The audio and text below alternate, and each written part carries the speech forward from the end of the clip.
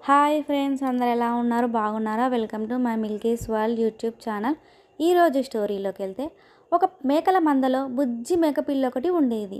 వయసులో చిన్నదైనా తెలివితేటల్లో పెద్దవాళ్ళకు ఏమాత్రం తీసిపోయేది కాదు. అయితే ఒకరోజు యజమాని మేకలను కొండ దిగువకి మేత కోసం తోలుకెళ్ళాడు. ఆ కొండపైన ఒక పెద్ద అడవి ఉంది. మేకపిల్ల అటూ ఇటూ గెంతుతూ మంద నుండి దూరంగా అడవి వైపు వెళ్ళిపోయింది. తన తప్పు తెలుసుకొని వెనకకు తిరిగి రాబోతుంటే పులి ఎదురుపడింది. పులిని చూడగానే మేకపిల్ల మొదట గజగజా వణికిపోయింది. ఎలాగోలా గుండె చిక్కబట్టుకొని ధైర్యంగా పులి ముందు నిలబడింది.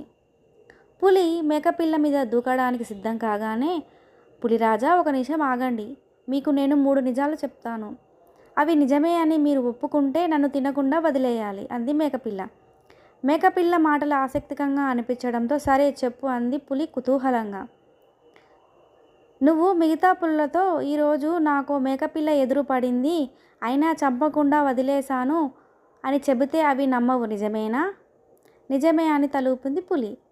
అలాగే నేను మా మేకలతో నన్ను ఒక పులి తినకుండా వదిలేసింది అని చెబితే అవి కూడా నమ్మవు, నిజమేనా అంది మేకపిల్ల. పులి అవునని తలూపింది. ఇక 3వ నిజం. చాలాసేపటి నుండి నేను నీ ముందు నిలబడి ఉన్నాను. నువ్వు నన్ను చంపకుండా నిలబడి మాట్లాడుతున్నావు.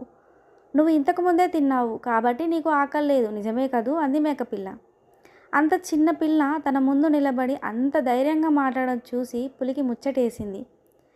నిజమే, నువ్వు చాలా తెలివైన దానివి, నిన్ను వదిలేస్తున్నాను పో అంది.